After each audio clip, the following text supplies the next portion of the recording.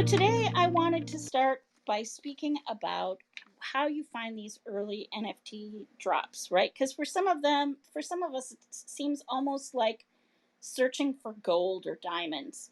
And there have been a few people that have been lucky enough to be in the right place at the right time. For example, if you look at Loot, they were giving away loot bags for free. All you had to do was pay the gas fees, which were pretty minimal. And now those loot bags, I think they went to a high of about $40,000 each, and now they're down to about $24,000 each for their floor.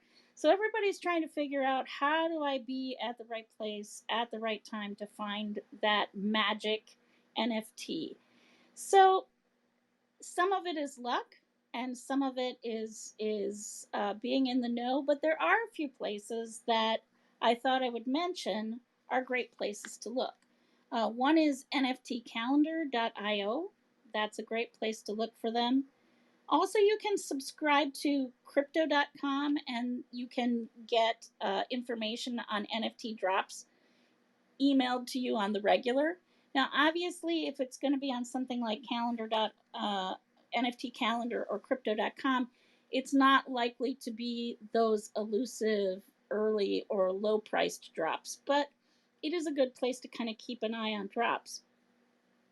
A lot of times the biggest drops are going to have info on traditional media. So if you're looking to get in on the ground floor of something with a major celebrity or a major artist, you're probably going to be able to find about that just by doing a Google search or keeping an eye on things like PR Newswire.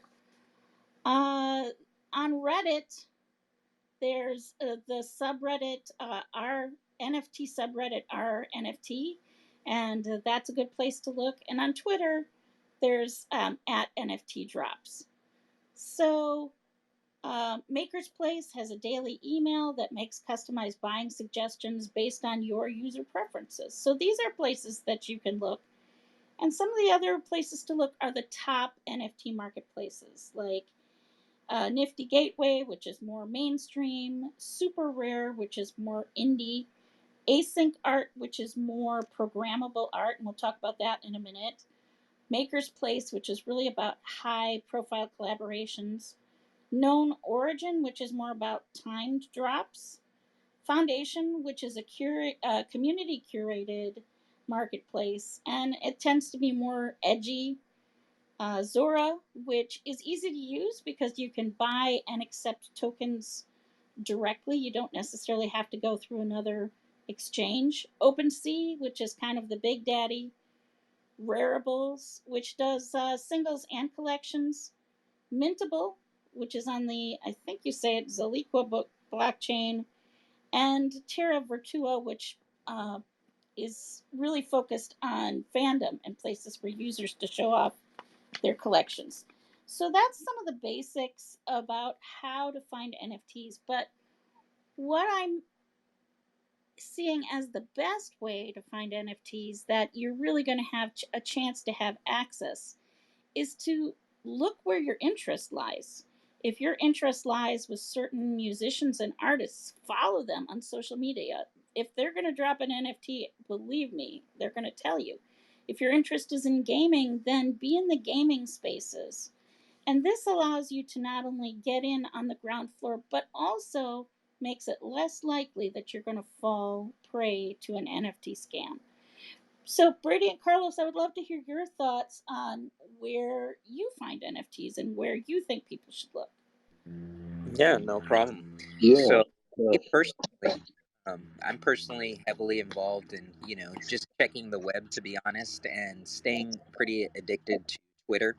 I find the key influencers, on NFTs, and I think that really that's kind of the best way, in my personal opinion, to know where the launches are going to be, because you'll see the engagement of how many likes, how many retweets prior to a drop.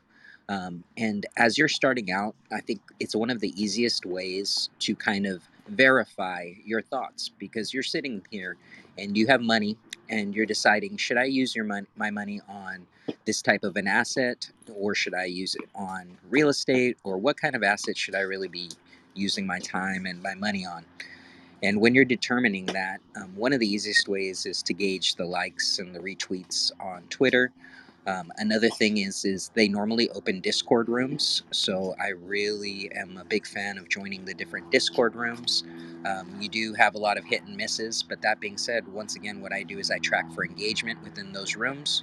So, perfect example is if I see 900 people prior to a drop all sitting there within one room, and I know that the drop is the next day, and people are being engaging and ultimately reposting and seeing this network effect happen, then I know that this drop is probably going to garner some stream. I mean, to garner some steam initially, right at the beginning, right out the gates. So I can give you a perfect example. Onda One, that was a huge one that came out of nowhere. It ended up being ranked number 3 on OpenSea within like less than a month, and nobody knew about it. And it was one day to the next simply because of the Discord room. So there are a lot of different ways to kind of gauge and find the best places. I do want to point out a couple other marketplaces that I think are pretty significant, but they're more, um, I would say, more blue chip. Oh, go You ahead. know, so there's basically now, um, just perfect example is I think that it closed today, but UNXD was launching the Dolce and Gabbana NFT, and one of their NFTs was already going for about 500K for the auction. So I believe it was the Doji um, crown, if I'm not incorrect. So it should be interesting today to see where it closes. But that's a good example of blue chips jumping in the game. Amazing NFTs by Dolce Gabbana. Um, I also like Nifty's, which was the one for Space Jam, not to be confused with Nifty Gateway. Nifty's did the Space Jam as well as holds the Damien Hirst. So if you're familiar with Damien Hirst, he's one of the most famous artists in the world. He redid one of the Vegas hotels, I believe it was the Palms, and was hired to like redo their penthouse. Long story short, with his artwork, and he has his NFT as well on there. Um, I recently just jumped on Maker's Place as well. Maker's Place is also more blue chip NFTs. So Shakira and Boss Logic. If you're familiar with who Boss Logic is one of the largest, one of the most famous artists right now in the urban space. Very, very well known. Did stuff for Star Wars, Marvel, etc. for their graphics. So you have seen his work, believe it or not. And Shakira basically collaborated and just dropped hers as well this past week. So there are a lot of great marketplaces that are focusing more on blue chips. So I just wanted to point that out as well. Thanks, Carlos. And as I mentioned before, Maker's Place has a really cool daily email. It's kind of like the AI email that we use at Infiom. It's customized based on your interests and lets you know every day which drops are coming up that are likely to map with your investment profile and the kinds of things you like to invest in. And then, of course, my favorite, which is I'm personally heavily invested in Vivi, which is VEVE Collectibles. They had the first licensing deal with Marvel Comics as well as with DC Comics and a bunch of other interesting names. They launched their first digital comics and they have been on a tear. And all I'm going to say is that has been my best performing digital asset this year. Thanks, Carlos. I also wanted to refresh the room. We have a few new listeners, and I just want to let you know that this is your session. There are no questions that are too basic. So if you have a question, please feel free to raise your hand and we will be glad to answer them. So now I'd like to go to you, Brady, and I would like to ask not only what are your favorite places to hunt for NFTs, but also you had mentioned at the top of the hour that you thought the price of NFTs is not always the most important thing. So I'd love to hear about those two things from you. Sure. So, I mean, I think Carlos is going to be sharing, I think, information that gives you the best way to track and look into finding, those gems, those good NFTs. For me personally, and this kind of bleeds into other aspects of the blockchain and cryptocurrency space, is they all more or less do follow a certain mannerism, and one of those things has to do with the collective and shared interest on a particular item. And so, what I mean by that is, you can see just in the way that dialogue unfolds in a group setting that something may be related to something that else previously, did really well, because there's so many people looking to get into the space, or different areas, that you're going to see that there's potential there.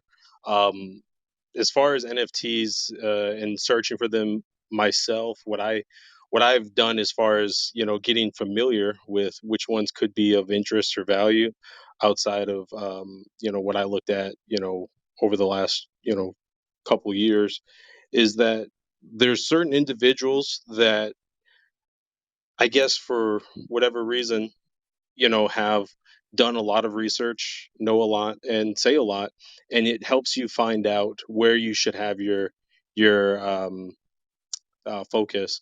But I think one of the most important things is that it's something that is interesting to you and has some weight and value, uh, and that's not necessarily quantified by price, because that's going to allow for you to actually do what it should do, which is just be something that, is representative of the way maybe you feel or like, uh, whatever, I guess, whatever it is, whether it's comics and superheroes, or it's, you know, for lack of a better term at the moment, weird art, or, I guess, something that is appealing to you.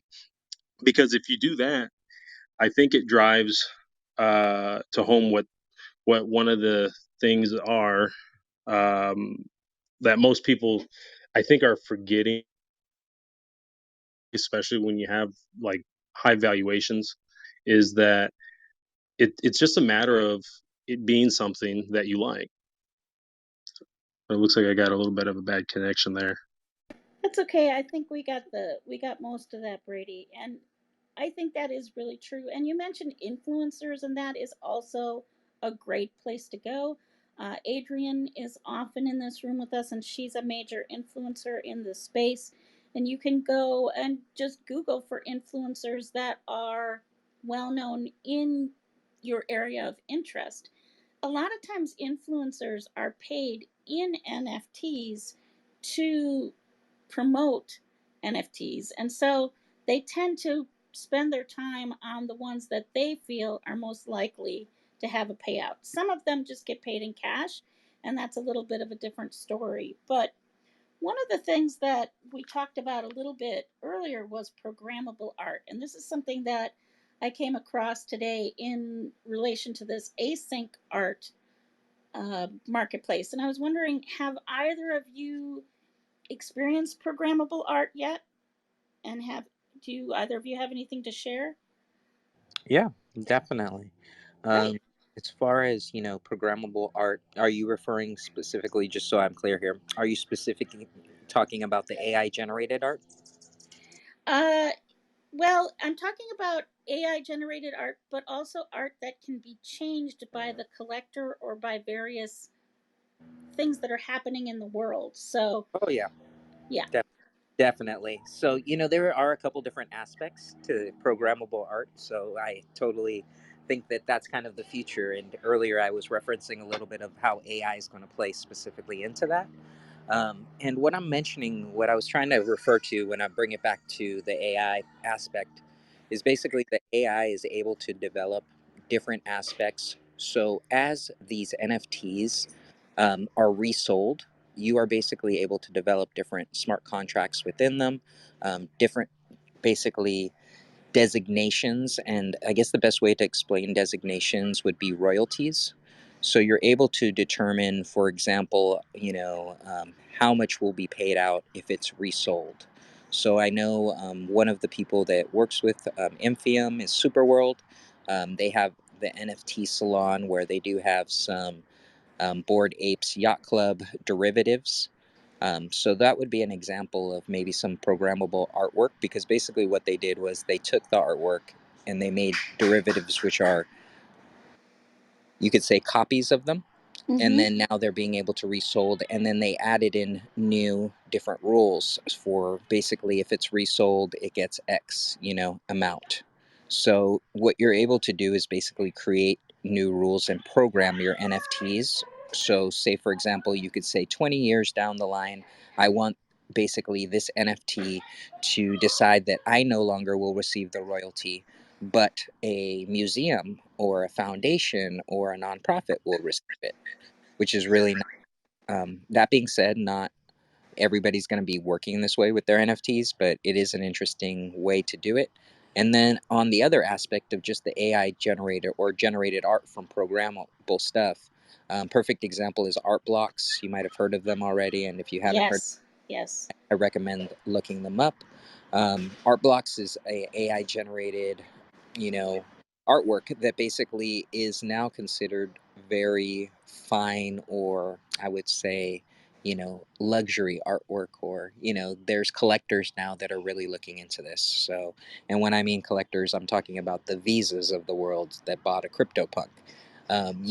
These are large companies that are seeing the scarcity associated with this, and really what's happening is they're starting to swoop up a lot of the collections and raising the floor.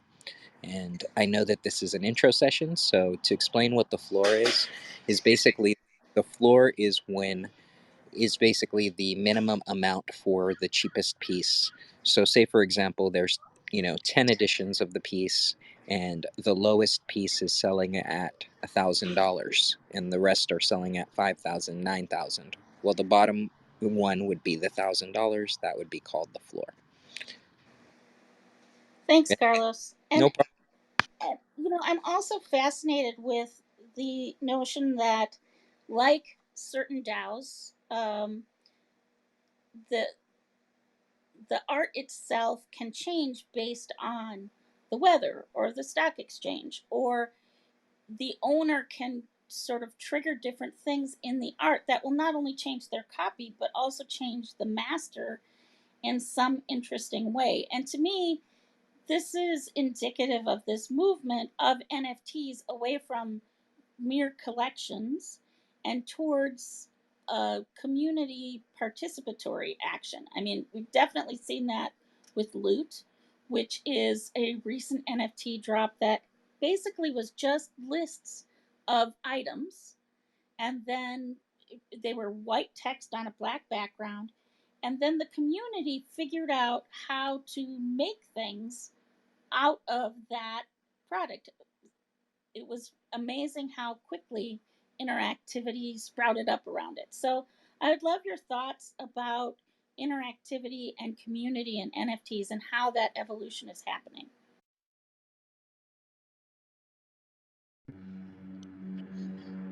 So Brady, do you want to take this one or do you want me to grab it? Well, I mean, as far as activity and community, you're talking about, I guess people's approaches to, um, discuss NFTs, or I may have missed something there. Oh no! So, for example, with Loot, the drop was originally free, and the buyers just had to pay the gas fees. But it was just lists of items that would be typical for a role playing game, like sort of Thunder Power or something. And what they did is they allowed the community to come up with what they were going to do with it, how they were going to make games with it, how they were going to make art to go with those things. And so that's where the Oh, okay. community is actually involved in the NFT process. Yeah, I wish I knew a little bit more about loot and kind of what transpired there and how it works. But based on what you were describing there, I can say, just from the gaming perspective of what I've been involved with, just I don't know, ever since I've touched the gaming controller, when things opened up and became online connectivity, gamers, globally, were interacting with one another. You started having things like, I think a perfect example is when Steam released their, when Half Life was out. And then you had the spin off of that, which was community built, like Counter Strike, and how that evolved. And it's become, a well known and established brand that was only a spin off and community built. and it's been embraced by the entire gaming community. And now Counter-Strike is something that people throw around a lot. I think Wax, when they first did their ICO, talked about it. So I mean, I think community wise, I think stepping back, only because I'm limited in my understanding of what happened and transpired with loot, I would just say that in the form of gaming, that's just a common thing that you'll see. Is with the internet, people tend to um, organically build something, and no one really knows what it's going to look like, how it's going to work long term, and yet it grows and it changes into something really unique, fun, and entertaining that the collective group create. Um, a relevant thing that I can think of right now has to do with Roblox and what that continues to turn into. So, I mean, I think that there's a lot there. Maybe Carlos has more to share there, but I'm a bit limited on my understanding around that particular subject. Yeah, I think there's, and those are great points, Brady. It basically does have the overlap, especially in video games. So it literally brought up, in my mind, another NFT project that I've had my eye on specifically, that is kind of working that way. So basically, there is Dapper Labs, which, if you're not familiar with, it's one of the largest NFT platforms. They had created the Crypto Kitties, and they own NBA Top Shot, as well as the rights to Dr. Seuss will be launching soon. And I believe they just inked the deal with the Premier Soccer League out in Europe as well. So it is a big deal. If you're not familiar with the NBA Top Shot, that might be a good way to start off your NFT collection if you're into the NBA. Just because it's very simple, you can even buy, via credit cards. So I just want to point out an easy way for somebody to collect NFTs if you're just first getting into the space. But back to what I was alluding to about the video games is they also partnered with Bandai. And if you're familiar with the company Bandai, Bandai created some of the most iconic video games in our lifetime, including Pac-Man. So Pac-Man basically has an NFT project for the 41st year anniversary. Basically, they collaborated with the community that basically already had started to develop the video game, and ultimately asked them, hey, what would you guys want? And they talked about having unlockable, unique features that, say, for example, you bought an NFT that was the Pac-Man 41st edition, you would get like unlock some special boots. So when you're playing the new Pac-Man game that comes out, basically that person, whoever owned that NFT, would be able to use these special boots that would highlight them and make them super unique among all the other game players. So I think that that's kind of a good way to kind of explain the collaboration and synergies of what a community can do, kind of crossing over to video games and to NFTs, because they basically have brought, multiple elements together. Another good one to kind of point out, just in a different mind frame though, is the Bored Apes Yacht Club, just because people are pretty familiar with them now. And if you're not familiar with them, they have artwork in Christie's currently being displayed or recently being displayed. So it's very expensive, high art luxury NFT artwork now. And basically from there, what they did was some of the Bored Apes Yacht Club members, independently, there are some things going on in the community about this, but they were able to lock in a sponsorship with Arizona Iced Tea. So if you're familiar with Arizona Iced Tea, long story short, they now are affiliated directly with the Bored Apes Yacht Club. One of the people that was a Bored Apes Yacht Club influencer had worked for the company, reached out to them, and now they have launched a comic book. Thanks, So there's Carlos. examples. So I'm going to take a moment to refresh the room, especially since Mariana is here, and say this is our beginner session about NFTs, DeFi, and DAOs. Please do not hesitate to ask any question you like. There are no questions that are too basic. And I would like to introduce Mariana. Mariana, you want to tell people a little about yourself and about Infiom? Thanks, Jeanette. Infiom is a global community of business development advisors to the growing ecosystem of DeFi, NFTs, and DAOs. Um, if you look at the blockchain evolution, everything has been about community. First set of native chains was built with developer communities. All of the NFT projects, one that Carlos was just mentioning, have been built with the strength and power of the community. Our community has, and the NFT projects are mostly driven by creator communities, creative people, artists, film, television, music, video game developers. Our community are the business people participating in this space, and we help with marketing, business development, fundraising, just kind of creating an interesting way of moving the communities forward and the businesses forward in this space. We formed Infiom 2 years ago. All the people here on the stage have been there since the beginning. And we have grown it through a variety of events, some on the clubhouse, some on in person, and now, during the pandemic on Zoom. We also have a weekly newsletter we send out to our community, and that's received by about 18,000 people who are investors, heads of innovation for Fortune 500 companies, and CEOs of blockchain ventures. And so, with that, Jeanette's managing this room where we try to onboard new people into our community. You can join our club here in Clubhouse. You can come to the event tomorrow on Eventbrite. If you just search Infiom or virtual Infiom Salon, you will see all of the dates we have locked for this year for the salons, and please feel free to join us. Thanks, Jeanette. My pleasure. So we've been talking about NFTs, how to find early drops, how to find NFTs that are of interest to you and attractive to you. Now I'd like to turn a little bit to the idea of scams. There's been a lot of NFT scams, and I have a few tips to help you be aware when you're buying NFTs.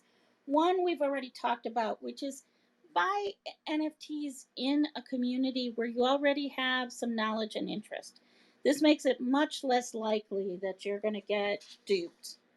Avoid buying any drop without doing independent research in the company, in the artist, in the people involved. And to avoid becoming the victim of a scam, nobody is going to, it's very unlikely that somebody's going to send you an email that says, hey, I have these free NFTs for you. I've never met you. I don't know you. You're not part of my community, but I have free NFTs for you. That is very much along the same lines as the people who are concerned about your car warranty. It's a scam. So you really want to be aware. And you also want to understand, I think, when you're buying NFTs, that they can be incredibly lucrative, but there is no such thing as a sure thing in the NFT space. So you have to keep in mind that this is a speculative type of investment, and make sure that you are investing in NFTs that are within your budget. Also, you want to avoid buying NFTs just because they're cheap. A lot of times, NFTs that are free or cheap are free or cheap for a reason. So, with that said, Brady and Carlos, I wonder if you had anything to add to that how not to get scammed by NFTs list.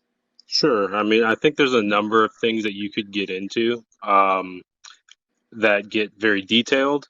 But I think if there's one key aspect to remember that will help guide you in making best decisions, has a lot to do with identifying, I think, the um, enthusiasm behind something.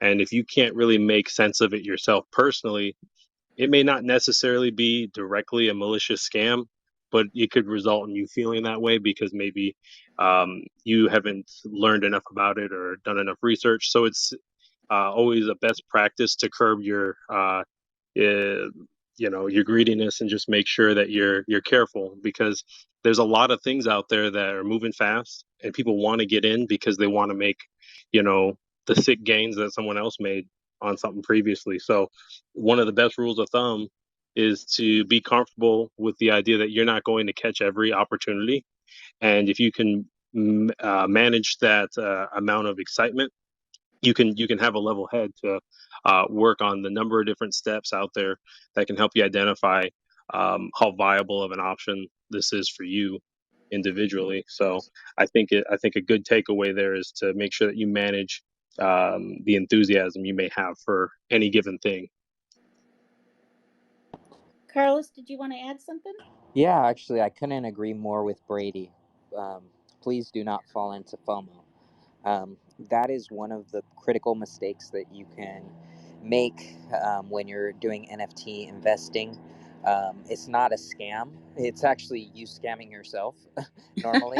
Yeah. um, you know so that being said, just really try to avoid the temptation of making an immediate purchase. I know you will see prices going up dramatically overnight, but that being said, if you really believe in the product, it will keep going up over the next couple of months, right?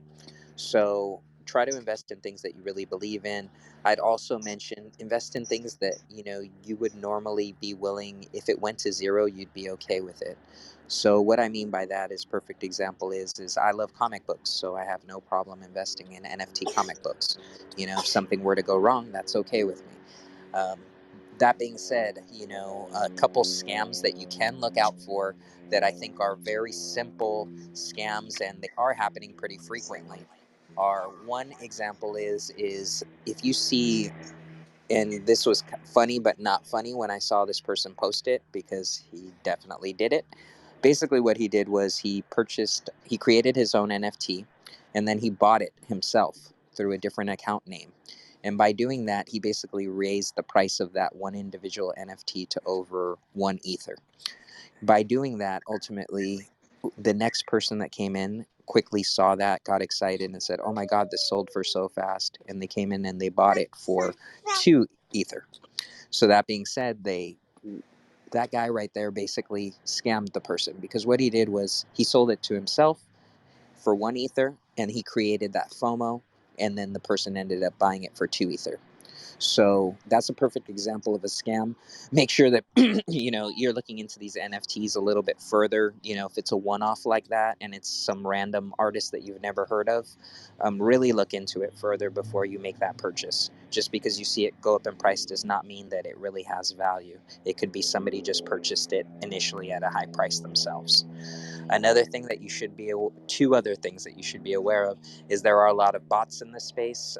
I think that this topic is too in depth to get into in this conversation, but definitely understand that there are what's called bots. So there are things that are purchasing this that are not humans, and they're working the algorithms and boosting the prices on the floor.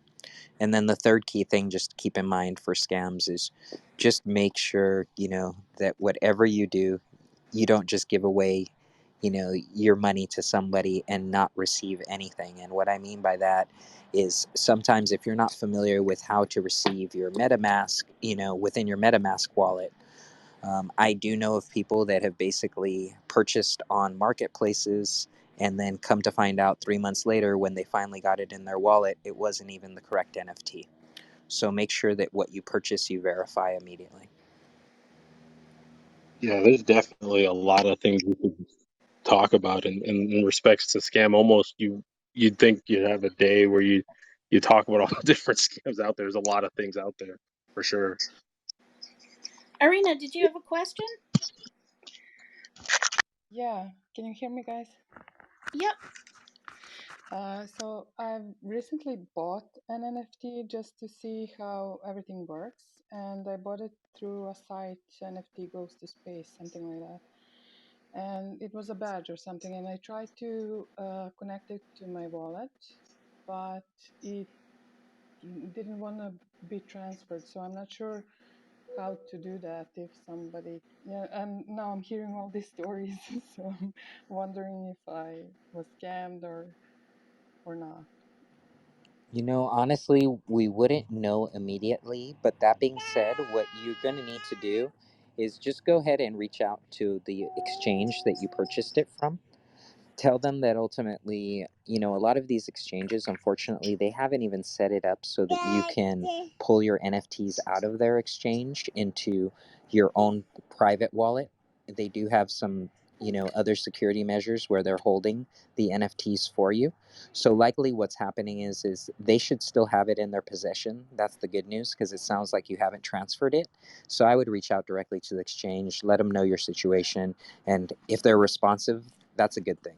If they're completely non-responsive, that might be a sign that you might have got scammed. But that being said, most of the exchanges, they're trying to develop good businesses, so they're likely not going to do that. I'd be more worried if you were telling me that you bought it individually from somebody directly. Oh, cool. Thank you. Yes, do not fear, Irina.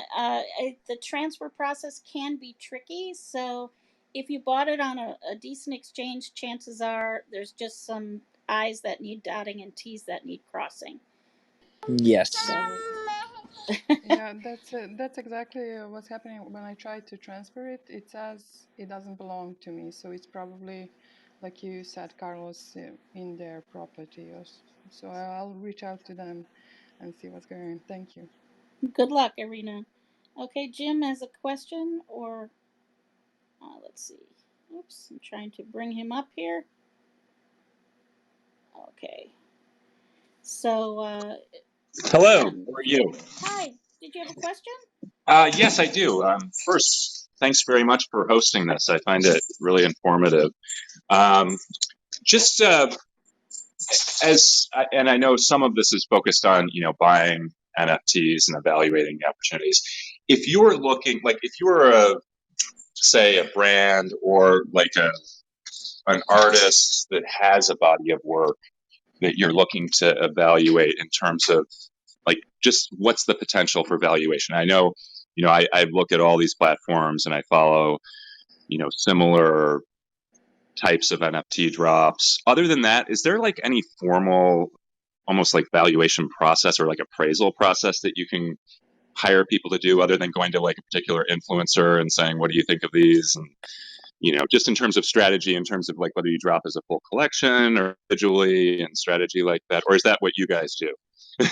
We do that. It's a good. Thanks for that chill question, Jim. Yeah, we actually, we've been launching ventures for a couple of decades. Many of the people in the community have done variety of roles in venture initiation. I ran quite a few incubators over the years. Was a member of a venture fund, but with NFTs, it's more like the work we've done in the Producers Guild. It's more project based. So it's like, producing a film or a television project, etc. What you have to do is you have to look at all the different opportunities that have been successful, and there's many of those, right? You can Right. say, I'm not sure what kind of art do you have. Is it So we have like this has been going on for 5 years, and so we have, I founded this in 2016 as sort of more broadly as like an interactive media project around locations, and I brought in, artists over the years who've done, everything ranging from, interactive, scenes and panoramas and things that are tied to the real world, and then we have a lot of sort of just,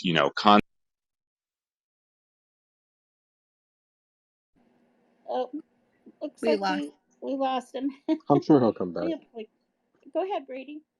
Well, I was Here's just gonna Jim. say, and Go ahead, Jim. We lost you for a second.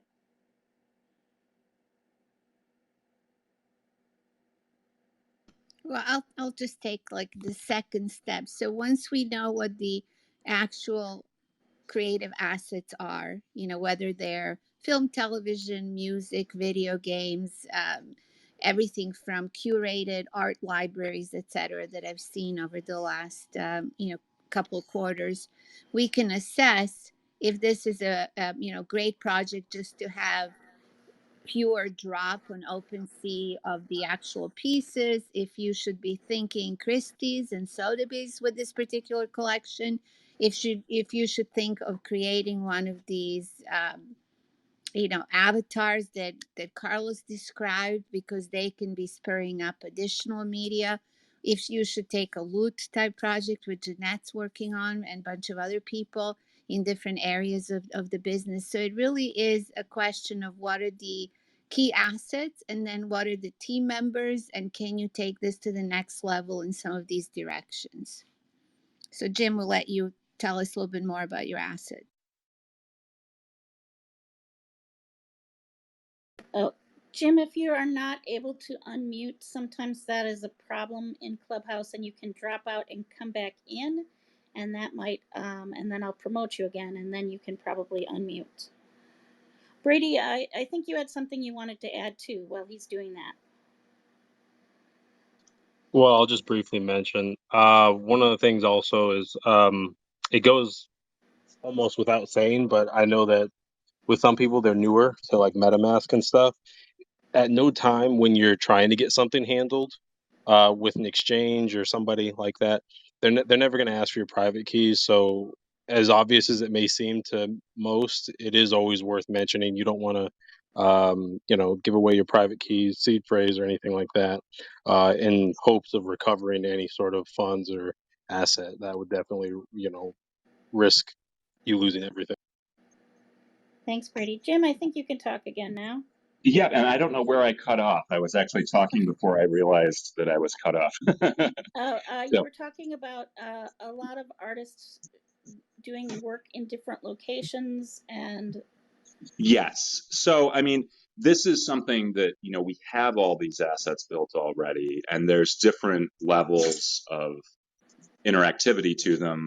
And I'm just, wondering, on the sort of, I think of it as like an appraisal. Like, is there a stage where, in addition to just following similar communities and projects, which we do already, and, evaluating daily drops, is there like sort of a level of like a gemologist or something, like someone who can look at something and just come up with a strategy based on, doing this every day?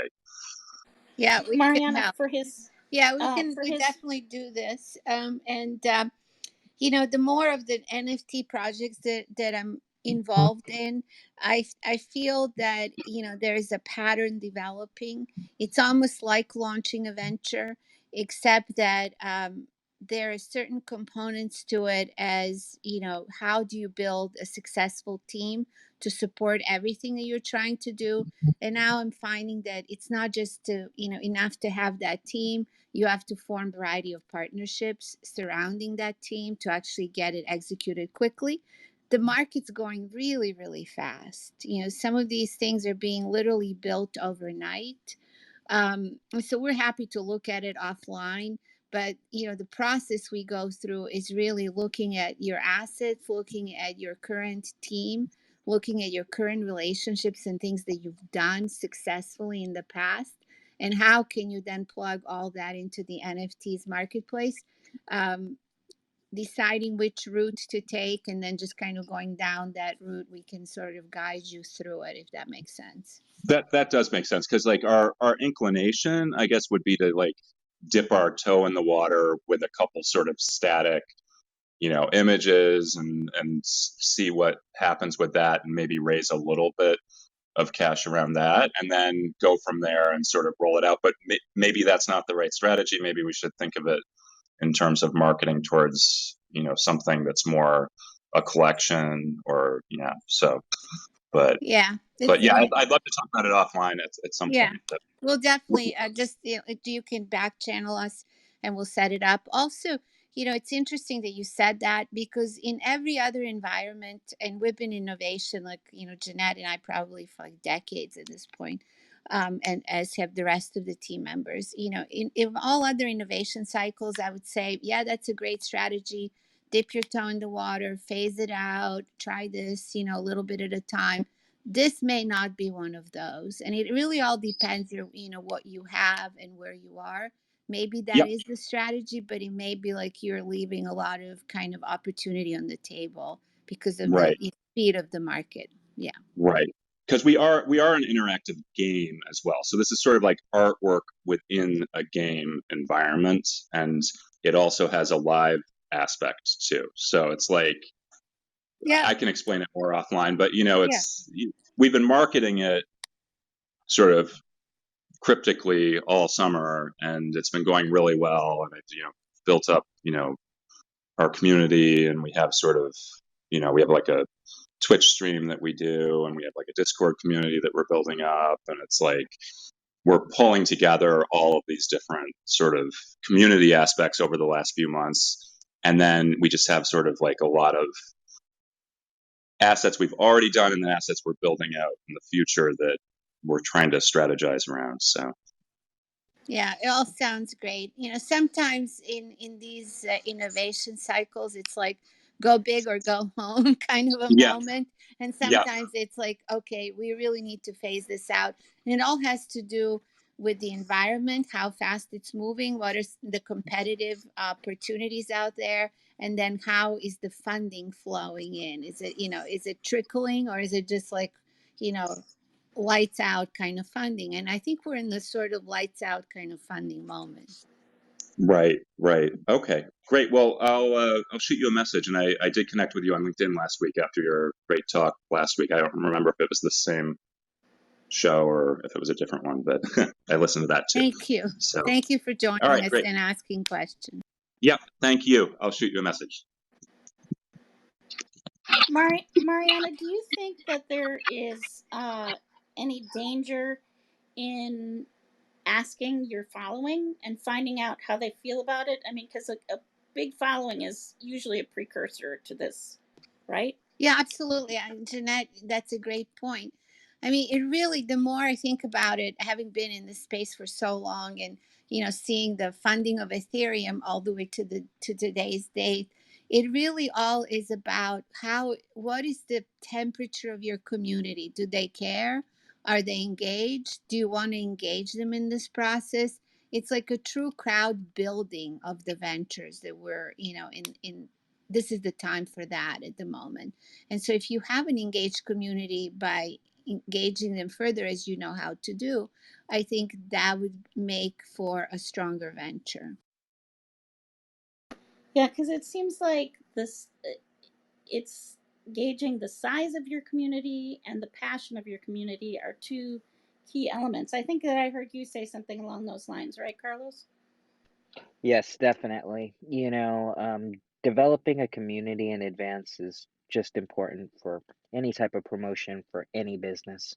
So that being said, that's what's great with working with Mariana and Infiom. They really do know the ins and outs. I've worked with her from various aspects. Just so you know, she ran the startup showcase at one of my larger blockchain events, and they did such a fantastic job that ever since then I've been continuously working with Mariana. So if you are looking for somebody who can give you great guidance, I'm more the type of person that I just like to talk about what I love because I'm passionate about it. But if you need guidance in the business aspect, I highly recommend connecting with Mariana as well as Jeanette and the rest of the team at Infiom.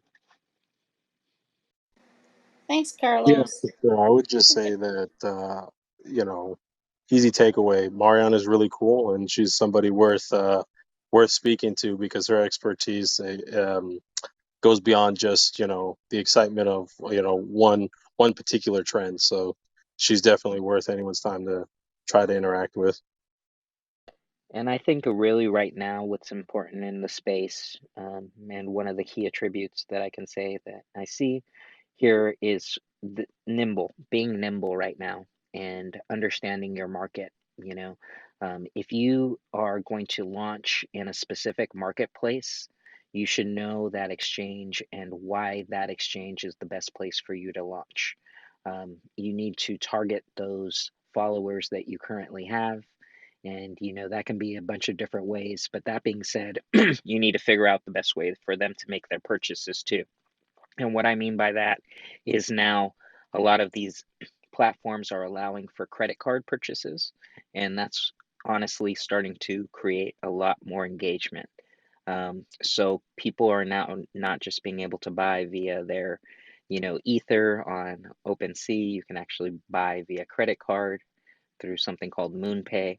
So there are different options that are going to continue to allow regular consumers to jump into the NFT space without even having to touch crypto. That's a great point, Carlos. I think today we've mostly been talking about buying NFTs, how to find a good drop, how to judge when an NFT is good, how to know when an NFT is a scam.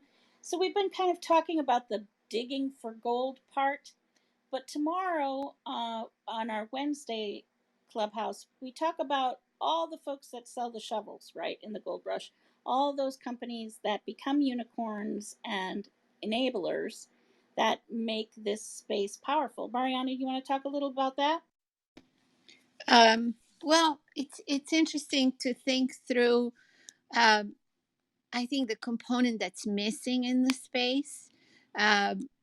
We have a lot of developer communities that were built successfully, and we have a lot of creative communities that were built successfully. And testament to that is the Clubhouse. Every time I enter a Clubhouse room where creatives are creating an NFT drop or supporting an NFT drop, I'm just shocked at the amount of value that everyone is contributing. But if you look at this community, I mean, thank you, Brady. Thank you, Carlos, for giving us kudos for creating this. But, you know, you are an engaged member of this community. You're here, you're speaking, you're helping people, you're sharing your knowledge. You're, you know, recruiting people to come to the community and participate in it. You're working on your own ventures. You're helping other ventures. I think that's the, you know, that those are the key ingredients. I think it's a cross-functional community atmosphere where people really want to build the space and want to help each other get to the next level with what they're working on. I think that's the secret sauce, and that it will continue to be in this space. Why? Because there are just so many obstacles to creating successful ventures in the.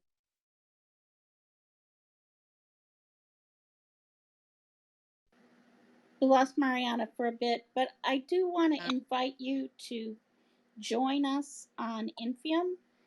Go to infiom.com and sign up for the list, and you can then sign up for the Eventbrite events, which are on Zoom. So every other Wednesday, we have the Zoom meeting with a number of key companies in the space.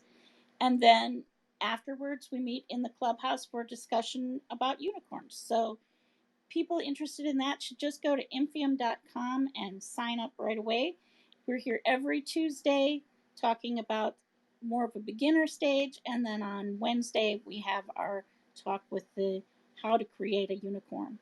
So Brady and Carlos and Mariana, I want to thank you so much, and I think we're going to leave it there unless there's any other questions in the room. All right. Well, thank you so much, everybody, for being here today. Thanks, everyone. Best of luck investing. Thank you. Thanks, Jeanette. Have a great Thanks, day. everyone.